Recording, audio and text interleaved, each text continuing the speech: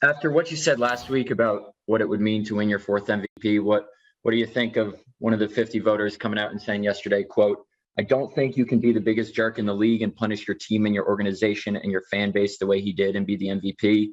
I think he's a bad guy, and I don't think a bad guy can be the MVP at the same time." I think he's a bum. I think he's an absolute bum. He doesn't know me. I don't know who he is. No one knew who he was probably until yesterday's comments. But I mean, and I listened to the comments, but to say he had his mind made up in the summertime, in the off season, that, I had zero chance of winning MVP, in my opinion, should exclude, future votes. His problem isn't with me being a bad guy or the biggest jerk in the league, because he doesn't know me. He doesn't know me. He doesn't know anything about me. I mean, I've never met him. I've never had lunch with him. I've never had an interview with him. His problem is I'm not vaccinated. So if he wants to go on a crusade and collude and come up with an extra letter to put on the award just for this season and make it the most valuable vaccinated player, then he should do that. How great is that? Woo. The most valuable vaccinated player, the MVVP. I mean, I think he's a bum. That was the line there. So Aaron Rodgers firing back at the MVP voter who said he wouldn't vote for Rodgers because he's, quote, the biggest jerk in the league. Look, the MVP award is not a popularity contest, though sometimes it is. But, Vegas doesn't care about that, whether or not Rodgers is a jerk. He's the favorite to win back-to-back MVPs at minus 400. Rodgers has 35 touchdown passes to 4 interceptions this season, the best touchdown to INT ratio in the league.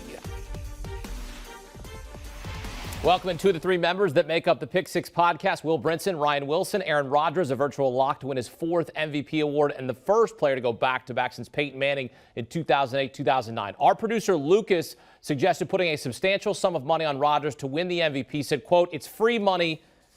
You're welcome," end quote. Will, what's your reaction to Rodgers firing back, and would you put a substantial sum of money on Rodgers to win MVP?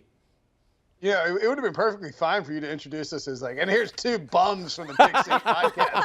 I wouldn't even flinch if you'd gone that way, Akeem. No, look, I thought that I would say 2 things on the Rodgers and the bum thing and the Hub Arkish stuff. One, Hub should have come out, and I don't know Hub at all, really, at all, I don't think.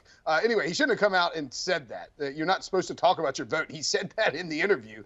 And then 2, I think when you push this notion that you would not give Aaron Rodgers a vote because of whether it's his vaccination status or what he did this offseason in terms of the Jeopardy stuff and whatever it was, whatever his logic is, you are giving more credence to the people who stand behind Aaron Rodgers and cheer for Aaron Rodgers when he provides some of the misinformation that he's put out there. So it's just a bad move because you're empowering Rodgers to continue speaking like that about certain things. And then 2, it doesn't matter what you think about him off the field. This is, as you said, it's not a popularity contest. It's also not it's a football award.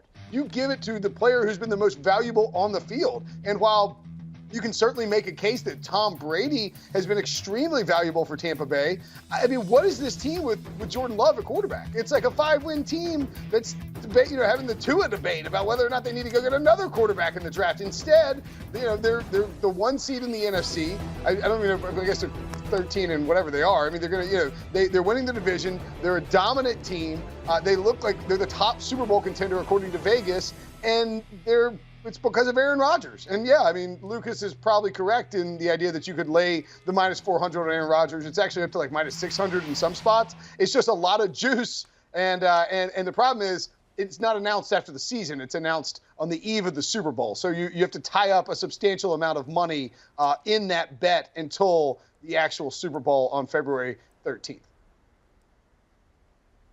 Yeah, no, I took great pleasure in Aaron Rodgers' remarks, but I think Brinson is actually right, and that's something I don't say often. And Hub coming forward with those remarks, which I'm actually glad he did. We know where he stands, and we can say, hey, this is part of the reason why it's weird that writers are voted on things, because they're not able to differentiate on field from the off. But as Brinson noted, it also gives Aaron Rodgers a chance to continue to attack the woke media mob, as he called them a few weeks ago. And look, here's the thing. I have issues with Rodgers being loose with the truth when it came to his vaccination status. That has no impact on how he plays on the field. And I said this from the moment he sort of got in trouble for those comments. I would take him as a Steelers fan in Pittsburgh next year and ask 0 questions. I would drive to the airport to pick him up. I would take him to practice every day, and I would wear 3 or 4 masks and feel fine about it. I think at the end of the day, he is a great player, and what he's done this year, and he was able to win without Aaron Jones, without Devontae Adams, without half his offensive line, with a defense that wasn't very good, and he did it better than anyone else in the NFL. And the only other thing I would note, Akeem, is that he mentioned the most valuable vaccinated player. Well, he ain't winning that award either, so he has to win MVP because he's the legit MVP candidate as we sit here with 1 week left in the season. Look, I don't want to sit on this for too long, but this also prompts the question, Will, that we should take maybe, especially when you see it in baseball, take votes away from writers and just let the coaches vote on the awards. Yeah, I mean, I don't disagree with the notion that we need to shake up the voting system, both for these awards. I mean, we got old. You got old. I was going to make a Pete Briscoe joke. Pete's actually good. Pete's actually good at his job. Pete does have a vote. Pete handles the responsibility well, so I won't make that joke. But you do have some writers out there who, are clearly not capable of making a rational decision about who the MVP is. And, if you want to vote for Tom Brady because you think Brady was more valuable this year, fine. If you want to vote for Jonathan Taylor because you think he was the most valuable player, I don't have a problem with that, in a moral sense. I mean, I think you're an idiot, but, if you want to do it, go for it. But if you want to vote for somebody because of stuff they did off the field that wasn't like, he didn't kill anyone. I mean, if you want to vote for somebody for something they did off the field, I have a problem with that. And I do think it should change the way that we do the votings. I don't know if I love the idea of the coach thing, though, Hakeem, only because we see with these coaches polls in college football, and I understand that's weekly and a little less it may be important, but I mean, those things can get mailed in sometimes from the coaches. I don't know exactly what the answer is here. Maybe the AP needs to shake up the panel a little bit of the 50 people they have on there. It's sort of a weird conglomerate of people on that panel, by the way. Well, from questionable decisions potentially to one sure thing, last season there was absolutely no doubt Alex Smith was last year's comeback player of the year. But this year, it's a 2-man race between Dak Prescott and Joe Burrow. Dak is the current favorite at -140, Burrow +110. Ryan, who do you give the edge to for this award? Look, I just admitted, Sherry, that I'm a Steelers fan. I know Akeem's a Browns guy, but I got to go with Joe Burrow. I mean, I get Dak. I get the story coming back from the serious injury, but that offense has sputtered in recent weeks. You can discount that one Washington game where they dropped the 50-burger on the Washington team that wasn't really ready to play. And all the other games, they had to be carried by their defense for large parts of those games, and that's troubling on a defense in Dallas that hasn't been very good historically. Has obviously played better this year with Trevon Diggs and Micah Parsons and D-Law. But what Joe Burrow's been able to do, coming off also the ACL injury, not quite as serious as what Dak went through, but be able to come back and to be mentally prepared, because over the summer it wasn't clear that he was going to be ready mentally. He was certainly healed 75, 80, 85%, and then to get jump-started this season the way he did, he's taken 51 sacks. He won't play this week. He needs the rest. And to go off with guys like Jamar Chase, who in retrospect turns out, hey, that was the right pick at the top 5. You don't need Penei Sewell. You need offensive line help, but you need Jamar Chase more. So I think the combination of Jamar Chase, T. Higgins, Tyler Boyd, Joe Mixon, and, of course, Joe Burrow orchestrating it all is a perfect reason for him to be my favorite anyway to win this award, especially given that the Bengals just won the division. Yeah, this is really close. I mean, you see the numbers, -140, +110. I mean, that's, it says it all. I think that I believe I said Burrow for this one. I would take him because you're getting the plus money.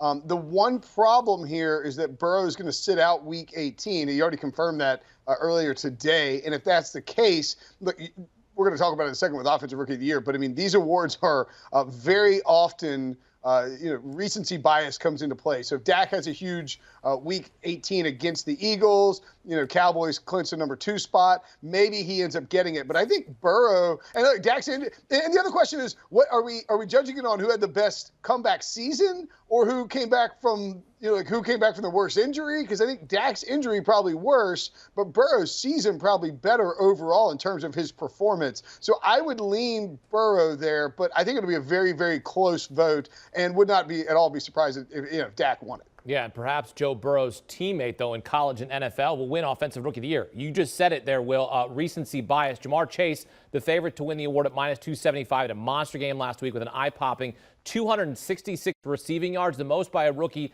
in a game in NFL history. Remember the narrative in the preseason that he was dropping balls and then, like, he slipped in fantasy drafts? He went in the 6th round in my draft and then helped Jesse Myers, one of our producers, win the whole stinking league because he went off for 56 in PPR, which is ridiculous. By the way, his fantasy team name is Bank with Chase, so I think there might have been some hijinks in there that his team name was Bank with Chase, and then Jamar Chase won him the title. Will, do you feel like Jamar Chase, you take that to the bank, he wins Rookie of the Year?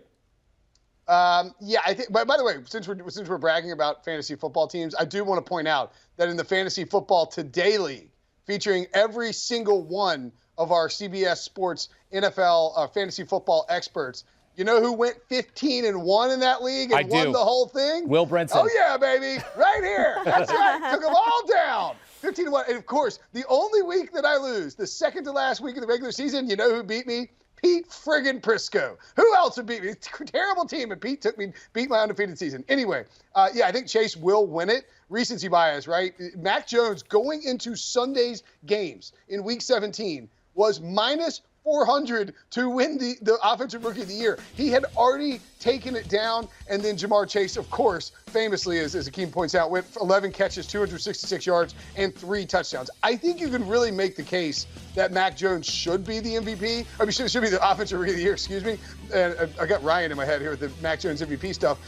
You know, look at Jamar Chase's performance. He was awesome all year long, historically great, of course, but it did come sort of in some spike games, and 2 of those bigger games happened to be at the end of the season, one against the Chiefs. That helps a ton. I think Mac Jones should be the winner, and I'm partially saying that because I have Mac Jones 12-1 to win the award before the season, but also just because I think the overall body of work versus the spike games, maybe a little bit better, harder position, but I have no problem with Jamar Chase winning. Someone who spends probably 15 hours a week with Will Brinson doing the Pick Six podcast, the least surprising thing I've heard tonight, Akeem and Sherry, is Will Brinson taking an Offensive Rookie of the Year conversation and making it about his fantasy team for 2 minutes. So, yeah, that makes sense. If you had that at -4,000, you won. But Brinson's right about this. Mac Jones is my guy. He's been my guy since last draft season. I was a huge fan, and he's had a really good season. Look, he stumbled the last month or so, and especially the losses to the Colts and the Bills. He waxed the Jaguars last week. Big whoop. The Jaguars that have virtually given up at this point. But before that, before those 2 losses, he had done a lot in terms of managing the offense. He obviously wasn't Tom Brady in his prime in New England, but he was very much Tom Brady, and maybe a little better early in his career in New England, doing the things he was asked to do by Bill Belichick and Josh McDaniel. They have a great defense. They have a great running game. So it's not like that Mac Jones has to carry that team. That said, he's been the best passer by far of all the rookie passers. PFF came out with a list recently of the top 5 passers under the age of 25. Mac Jones made that list. At the very top was Joe Burrow, which is also noteworthy. And I think he wins it based on what he's been able to do on a team, by the way, that went 7-9 last year and missed the playoffs. So they're back in the playoff chase, was in the running to win the division, and even near the top there of the AFC for a while. They settled into the middle of the pack, but they're going to the playoffs, and they're going to be a team like virtually every other team in the AFC that you really don't want to face in the first round because you don't know what you're going to get. I want to circle back to our Aaron Rodgers conversation for this next part. You guys think most likely winning MVP. So is it a safe guess one of the best bets to win the Super Bowl will be the Packers, Ryan? Sherry, I sense that you're a Packers fan, and I'll say this. Back in August, I picked the Packers to go to the Super Bowl and face the Bills. So I am all in on Green Bay going to the Super Bowl. And like I said just a few moments ago, I don't care about Aaron Rodgers, what he talks about off the field or what he's doing and what he's not doing. I love Aaron Rodgers, the football player, and we saw that week in and week out. Once a season, he'll have a game where he gives up at halftime. It happened week 1 this year. I think it was the Tampa Bay game where they were getting blown out. He says, you know what, I'll regroup. I'll see you week 2. And ever since week 2, he has been balling out. So show me a team in the NFC, and I'll be interested to hear if Brinson has some teams that can give the Packers real trouble in terms of matching up offense, defense, special teams. Because, again, it starts with Aaron Rodgers. It starts with Devontae Adams, Aaron Jones, A.J. Dillon is now being a bigger part. They could get David Bakhtiari back. The defense has played a little better. Maybe they get Jay Alexander back. But I think as long as you have Aaron Rodgers there, They're my favorite in the NFC, and once they get to the Super Bowl, I feel like they're going to be the favorite, unless perhaps it's a Kansas City matchup. I think that's a good question. I think Packers may be favored there if they romp their way through the NFC. But I mean, I would suggest that, just given history, like I'm not going to. You know what? I'm going to say it anyway. I don't care what Ryan thinks. I mean, the 49ers have sort of had the Packers number over the past few years. I think the Rams could certainly beat Green Bay. Tampa Bay is capable of doing it. And I think Dallas could as well. Don't get me wrong. Like I think Green Bay is the best team in football right now, and certainly the best team in the NFC. Healthiest team, has tons of star power. But that defense isn't elite, and the special teams has certainly had some issues. The home field advantage thing for Green Bay is huge. I will take, however, an AFC team as my best bet to win the Super Bowl. I have been captured by the Breach Spot 3000, and I'm going to say the Cincinnati Bengals at 20-1 are the best team to win, the best bet to win the Super Bowl. I look, Joe Burrow. He's taken Week 18 off for mental fatigue, as he points out, and also because his knee got a little banged up. This guy has a killer instinct, and he just wins big games. The Bengals are priced at 20-1 because they're the Bengals, and they have this history of not winning in huge spots, and they also have a conference with the Patriots, the Chiefs, the Bills. But we just saw them beat the Chiefs. The Titans are getting Derrick Henry back. They're a little interesting value, but I like Cincinnati with a full complement of weapons at Joe Burrow's disposal to maybe just get hot and get weird in the playoffs. I can't believe I'm saying that. I'm secretly rooting for them to lose in the first round just for Breach, but I think it's a pretty good bet. I didn't know if I was talking to John Breach or Will Brinson right there. I had to do a double take right there. Goodness. It felt like my brain was taken over. It was. It was very weird. Yeah, the Bengals have never won a Super Bowl, so maybe they'll do it this year and then prove Pete Prisco right, who thinks the Bengals are going to win 2 or 3 Super Bowls by the time Joe Burrow retires. We'll see about that. All right, let's get a future bet that you won't have to wait long for. Get your best bet for Week 18, our first Week 18 in NFL history. Of course, you got to consider players sitting out just like Week 17 in previous years. Ryan, what's your best bet in Week 18? I want to say quickly that Brinson's not crazy about the Cincinnati thing. I was actually thinking about it, and they would play Indy in the first round. They could win that game, and then the second round matchup would be potentially between Buffalo and New England. They could win that, both home games, and then it's a crapshoot if you're playing the Titans, for example. So not completely outrageous. So my best bet for coming up this week, I'm taking the over in the Chargers-Raiders game. That's a game that's going to have serious playoff implications. If the Steelers win and if the Jaguars beat the Colts, all you have to hope for as a Steelers fan is that this Chargers-Raiders game doesn't tie. It ain't going to tie. It's going to be a good game, and it doesn't matter. The Steelers aren't going to the playoffs. But I'm taking the over. The Chargers have scored a ton of points their last 7 games. They scored 28 or more points 6 times. 5 of those times they scored over 30 points. And we know that while the offense in Las Vegas isn't lights out, they average about 21 points a game. They're playing a terrible Chargers defense that gives up 27 points on the road, and the Chargers will be traveling to Las Vegas. So I think this is going to be a shootout. Justin Herbert's going to continue to be one of the best young quarterbacks in the league. We may see a couple of interceptions from Derek Carr, which he usually does, and then he gets red hot in the final 4 or 5 minutes. I like the over in this Chargers-Raiders game.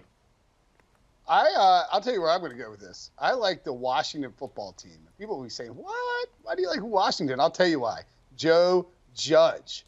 If you heard his press conference after the game on Sunday, gave this 11.5-minute, like, out of mind, crazy person, like falsification-filled rant in response to how he's going to turn things around. He said that he's got multiple former players calling him multiple times per week, saying they wish they were back in New York and that they would take less money to play for the Giants. Like, no one believes. First of all, no one believes that like 25-year-olds are calling anybody multiple times per week, Joe. So second of all, nobody wants to be back there. There's a bunch of them in there, but then like in the middle of all these sort of falsehoods, he randomly took a sideswipe at an unnamed organization, which he pointed out were having punches thrown in the middle of the game on the sideline, and he called it a clown show organization. Well, he tried then today to say it wasn't talking about the Washington football team with the Deron Payne, Jonathan Allen stuff, and people assume he's talking about the Rams. That game was happening when you were coaching, Joe, so either you're watching Red Zone on your tablet or you were talking about the Washington football team. Ron Rivera knows it. He's mad about it. He's going to run up the score on Joe Judge with Jake Fromm at quarterback. Give me Washington at anything under 10. This ain't some clown show organization. Hey, just good thing the game is not at FedEx Field. We don't want another repeat fence falling on any quarterback again. That would not be a good look. Ryan, Wilson, Will Brinson, always a good look here on CBS Sports HQ. And for all things NFL, check out the Pick Six podcast. Join host Will Brinson and his super friends, Ryan Wilson and John Breach, delivering your daily fix of NFL news and analysis to get you up to speed so you're always in the know. The Pick Six podcast. Download and subscribe today. Do you want a sports network that delivers everything that matters about the game? The highlights, the picks, the instant analysis, no yelling, no fake debates, no politics. Hit the subscribe button and never miss a moment.